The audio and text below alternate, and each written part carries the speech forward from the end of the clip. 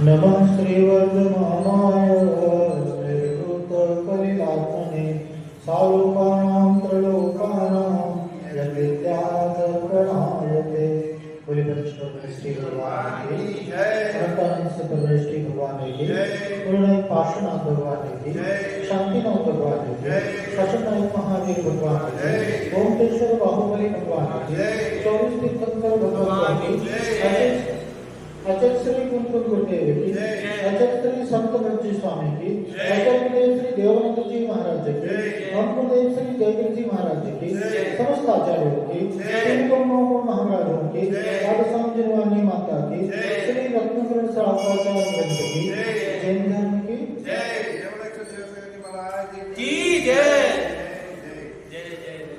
सम्यक दर्शन अधिकार चल रहा है और सम्यक दृष्टि जीव पाप रूप आचरण नहीं करता। पिछली गाथा में हमने देखा कि वह अपने जीवन में पाप को स्वीकार नहीं करता। उसका लक्ष्य, उसका उद्देश्य क्या होता है? पाप का अभाव करना, पाप का विरोध करना। और जो पाप का मूल कारण है संपदा, ऐश्वर्य आदि, वह क्या उसको चाहता नहीं, उसकी अपेक्षा नहीं रखता। गाथा क्या कहती है? यदि पाप निरोधन्य संपदा किम प्रयोजनम, अत पाप आश्रय संपदा किम प्रयोजनम। संपदा का, संपत्ति का, ऐश्वर्य का उसके जीवन में कोई अर्थ नहीं है, क्योंकि उसका संबंध पाप से है। वो क्या कहता है? यदि पाप निरोध, यदि पाप का निरोध हो रहा है, यदि पाप का अभाव हो रहा है, यदि उसके जीवन में पाप रूप आचरण नहीं हो रहा है, पाप का सद्भाव नहीं है, तो ऐसी स्थिति में संपदा आदि का कोई अर्थ नहीं है, उसका कोई प्रयोजन नहीं।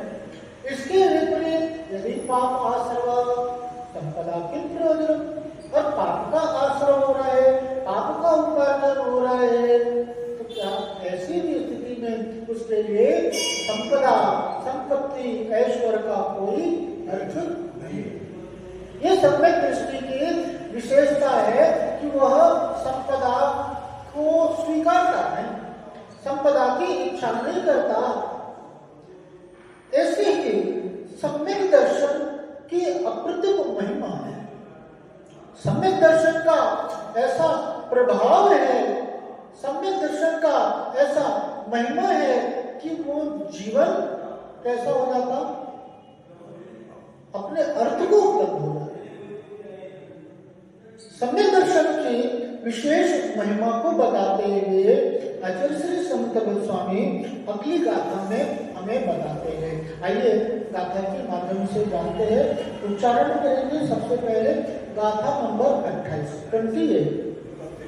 सम्यक दर्शन संपन्नमपि, सम्यक दर्शन संपन्नमपि, सम्यक दर्शन संपन्नमपि मातंग देहजम, मातंग देहजम, मातंग देहजम।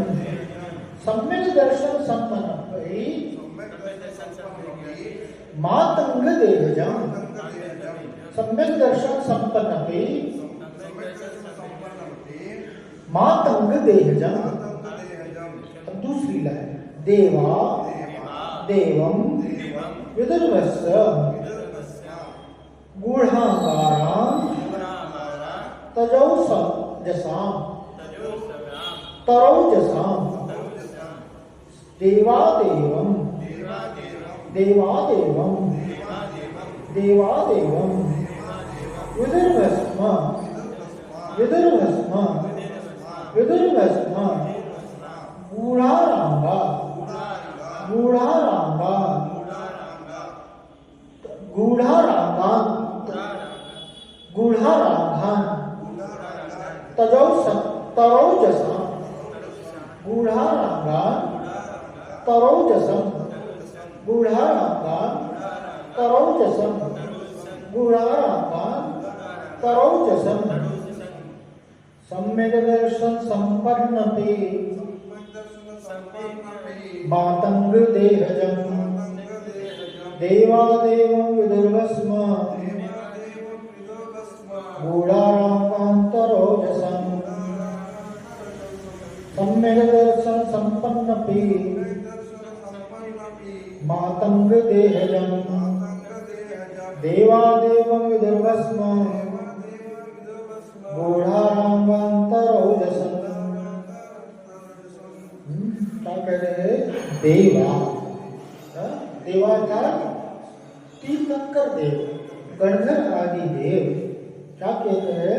सम्यक दर्शन संपन्न,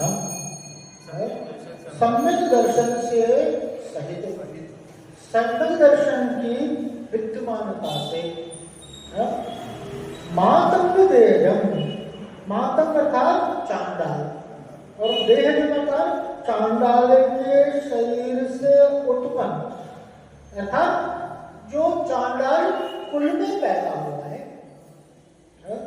अभी अर्थात भी, और क्या करें? भस्म पूरा राम तरोजसा, यानी वो कैसा है कि कह रहे राख के भीतर ढके हुए अंगार के भीतरी प्रकाश के समान देवम पूज्य सम्मानीय, ऐसा विदु कहते हैं। कौन कहते हैं? तीर्थंकर गणधर आदि देव कहते हैं। क्या कहते हैं? कि सम्यक दर्शन संपन्न, सम्यक दर्शन से जो संपन्न है, सम्यक दर्शन से जो सहित है। लेकिन यहां क्या करें कि मातंग देह, अगर चांडाल का शरीर प्राप्त है, चांडाल भी जाति का है, कुल का है, जिसको निकृष्ट कुल कहते हैं, जो उसे अच्छा नहीं माना जाता। ऐसे जो चांडाल आदि होते ना, वो नीच काम नहीं करते। जैसे पहले राजा होते थे ना, राजा, और राजा क्या करते थे? जो फांसी आदि का क्रिया होता था, तो फांसी आदि को देना, ये हिंसा आदि का कार्य ये चांडाल जाति के लोग, चांडाल लोग क्या। अब ऐसा नीच, ऐसा निकृष्ट चांडाल भी है, लेकिन वो सम्यक दर्शन से सहित है।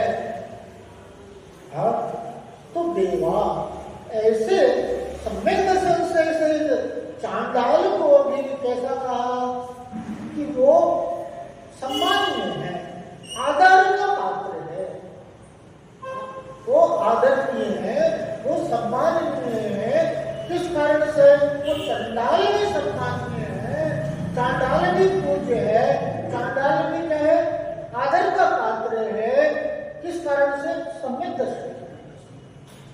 और उदाहरण देते हुए आचार्य कह रहे हैं कि भस्म पूरा रामान तरोजसा, जिस प्रकार से अंगार होता, अंगार होती है अग्नि, अग्नि की अंश को अंगार कहते हैं, और वो अंगार अगर राख से ढका हुआ है, राख में वो छुपा हुआ है, राख से सहित है, ऊपर से राख है लेकिन अंदर में अंगार है, तो भी कह रहे हैं कि वो अपनी भीतरी प्रकाश से सहित है।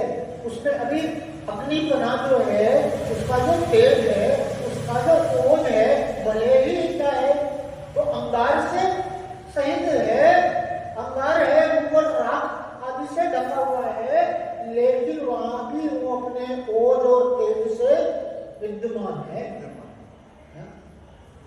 ऐसे वो चांडाल आदि कैसे भी पर्याय में चले जाए, पर्याय कोई से भी हो, लेकिन सम्यक दर्शन है तो वहां भी वो आंतरिक तेज और ओज से प्रकाशमान है। राख का उदाहरण दिया ना, राख के जगह किसी भी चांडाल आदि कृष्ण पर्याय में चला गया हो, शरीर से कैसा भी हो, मेला कुचेला हो, काला पलुटा हो, फटा सूटा कपड़ा हो उसके शरीर पर, रोगी हो, लेकिन क्या कह रहे हैं कि सम्यक दर्शन से सहित है, तो पहले वो सम्मानीय है, आदरणीय है। राग जिस प्रकार से ढका रहता है और अंगार फिर भी विद्यमान है, वहां पर क्या है? वो किसी भी पर्याय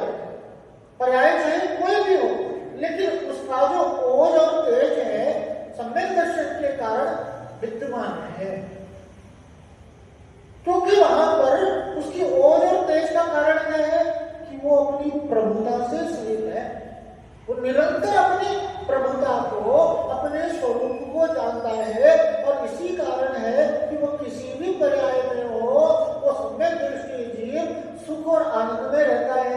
और उसकी सुख का कारण क्या है कि स्वरूप का भान, अपनी प्रभुता का निरंतर चिंतन, अपनी प्रभुता को निखारता हुआ, अपनी प्रभुता से सहित है। अब सम्यक दर्शन का कि वहां भी वह अपनी ओर से, अपने तेज से, अपनी विशेषता से सहित है, ऐसा सम्यक दर्शन का प्रभाव होता है।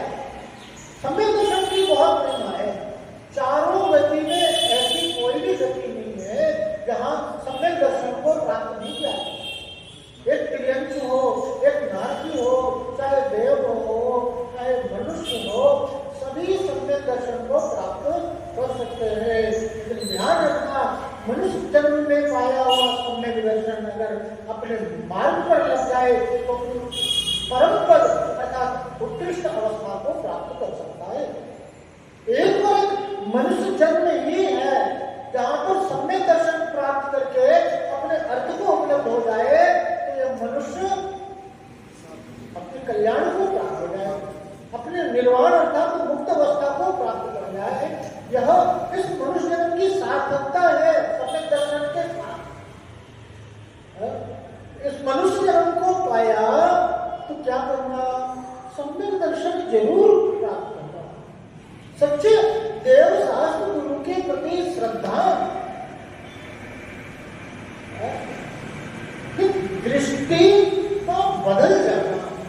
सम्यक दर्शन और कुछ नहीं है, अपनी दृष्टि का परिवर्तन, अपनी सोच का परिवर्तन, अपनी श्रद्धा की दिशा सम्यक हो जाना, ये क्या है, सम्यक दर्शन।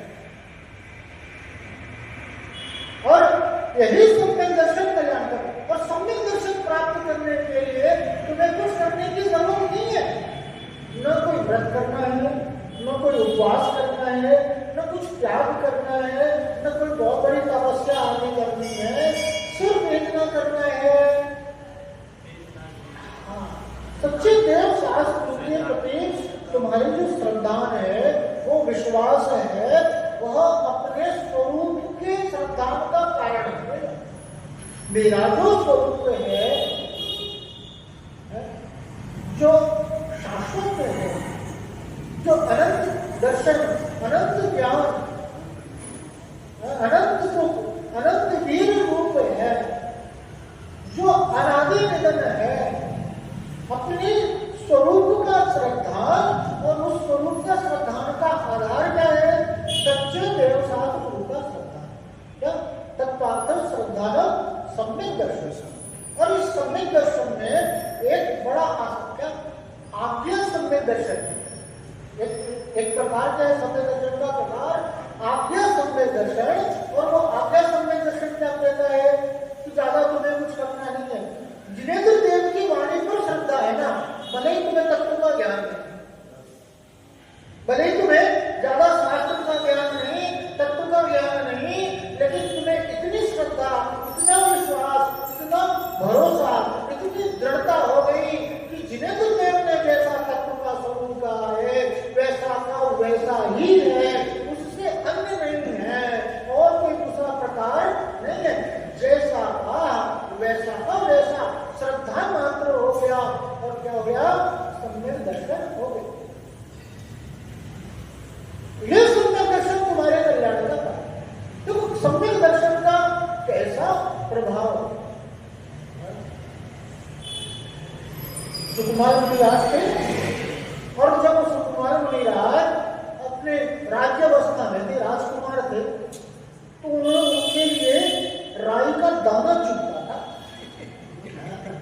राई का दाना चुभ रहा है बिस्तर पे, जब चावल का दाना, राई का दाना आ जाए, ऐसे चावल आप खाते, अन्न खाते, वो डायरेक्ट अन्न खा नहीं सकते।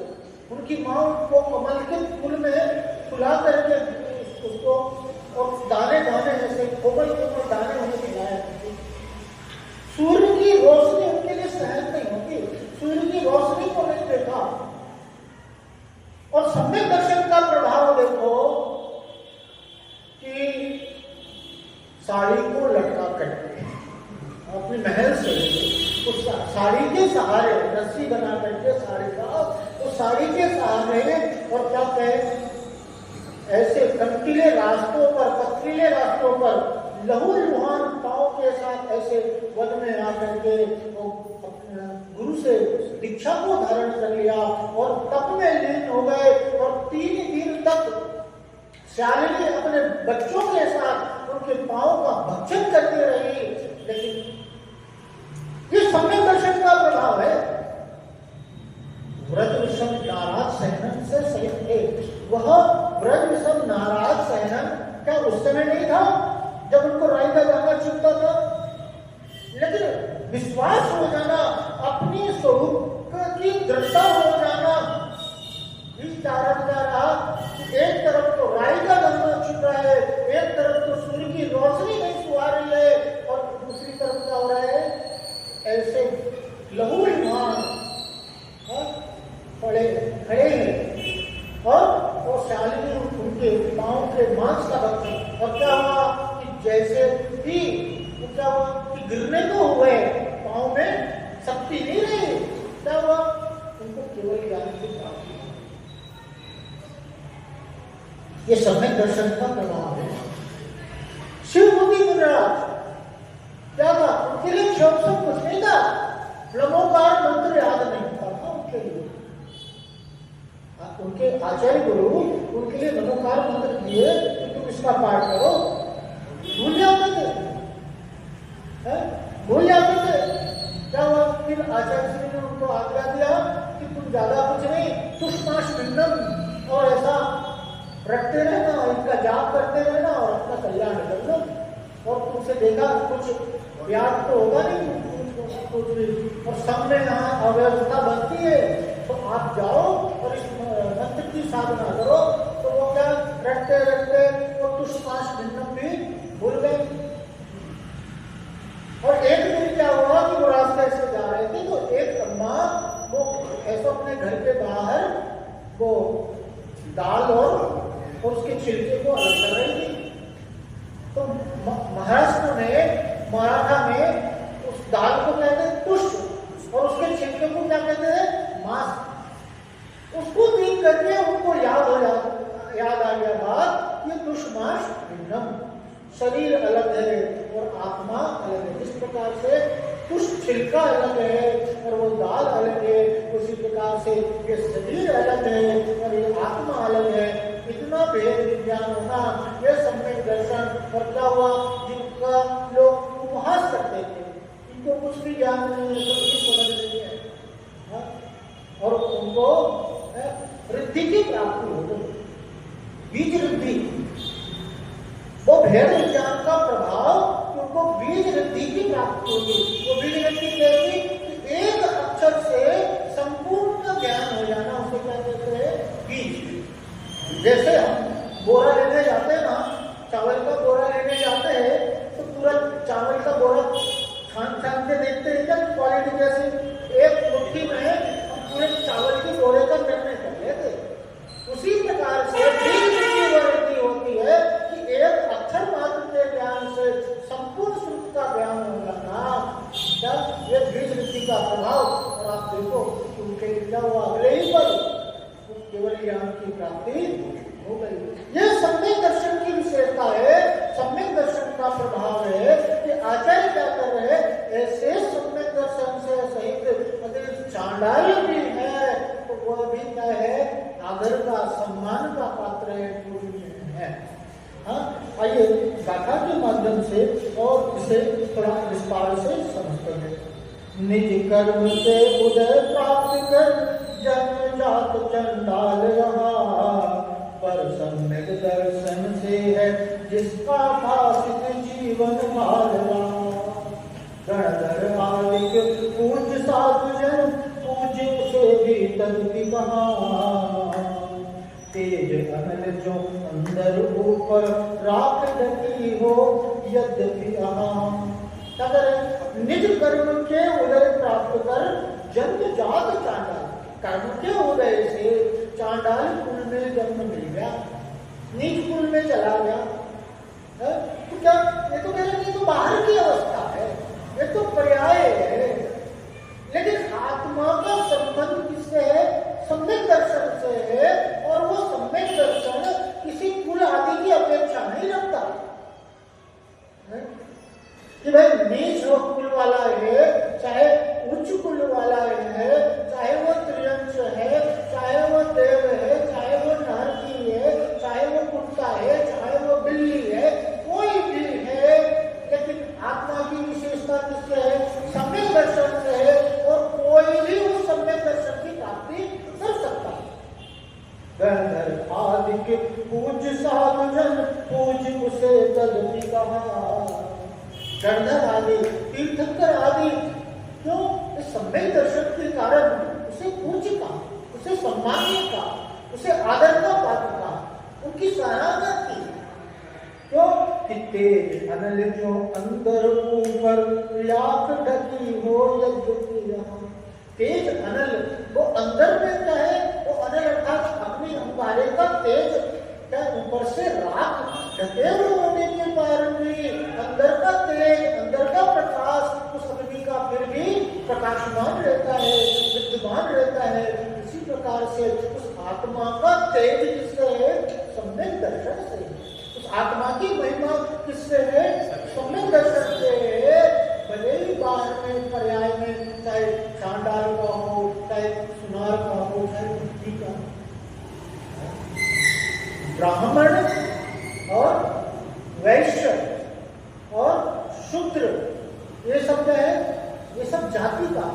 तो वैश्य है, ब्राह्मण है, क्षत्रिय है, ये सब तो क्या है? हाँ, ये सब तो कोई दिक्कत नहीं, ये सब दीक्षा के पात्र हैं। क्षत्रिय ब्राह्मण आदि ये सब मुनि हुए और मुनि दीक्षा ले सकते हैं। लेकिन शूद्र है उन्हें, और शूद्र में भी एक शूद्र है स्पर्श शूद्र और दूसरा क्या? अस्पर्श शूद्र। तो जो वो भी आदि है, सुनार आदि है, तो ये क्या है? ये स्पर्श शूद्र है, यानी इनकी छुए हुए वस्तु का हम उपयोग कर सकते हैं। जैसे जो भी कपड़ा लेकर जाया धो करके क्या करते हैं? हम उसका उपयोग करते हैं। सोनार आदि हमें आभूषण बना कर दे दिया तो कोई दिक्कत नहीं।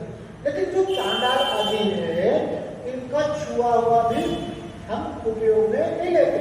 अगर इनका स्पर्श नहीं हो जाए तो शुद्धि का विधान है। तो जैसे जो स्पर्श और वो नीच के है, तो वो भी एक स्पर्श सूत्र है, आजा सूत्र है, तो ये दीक्षा नहीं ले सकते, वो नहीं दीक्षा नहीं ले सकते। लेकिन यहां पर कह रहे हैं कि कैसा भी हो, स्पर्श सूत्र हो या अस्पर्श सूत्र हो, किसी भी जाति का हो, बंगी हो, चाहे चमार हो, कोई भी हो, लेकिन यहाँ सम्यक दर्शन का निषेध किसी के लिए नहीं है। कोई भी इस सम्यक दर्शन की प्राप्ति कर सकता है। और उस सम्यक दर्शन से प्राप्त वो पर्याय भी क्या हो जाती है? पूज हो जाती है, शुद्ध हो जाती है। अपन ने पिछली गाथा में पढ़ा था ना, क्या पढ़ा था? रत्नत्रय पवित्र स्वभाव को सूचौकाए रत्नत्रय पवित्र। स्वभाव से ये शरीर कैसा है? अशुद्ध है। स्वभाव से ये शरीर कैसा है? अपवित्र है। लेकिन क्या उस अपवित्र शरीर के होते हुए भी, लेकिन उस शरीर का धारी अगर रत्नत्रय को प्राप्त कर ले तो वो शरीर भी पूज्य हो जाता, वो शरीर भी क्या हो जाता? आदरणीय हो जाता, सम्मान्य हो जाता। मुनिराज का शरीर है और वो शरीर कैसा है? कोड़ हो गया, कोई रोग लगा हुआ है, नहाते नहीं, स्नान नहीं करते, बदबू आती है, मुंह से बदबू आती है, तो क्या करते? मंजन नहीं करते, दांत मांजते नहीं है, न कोई है तो इलायची वगैरह खा करके वो बदबू को मिटा दे या कुछ ऐसा कुछ भी नहीं। शरीर से बास आ रहा है, मुंह से बास आ रहा है, लेकिन क्या है? फिर भी उस शरीर की लोग क्या करते हैं? वंदना करते, देवादी वंदना करते। उस शरीर की क्यों वंदना करते? वो शरीर की महिमा किससे है? उस शरीरधारी से है, उस रत्नत्रय से शरीर की महिमा।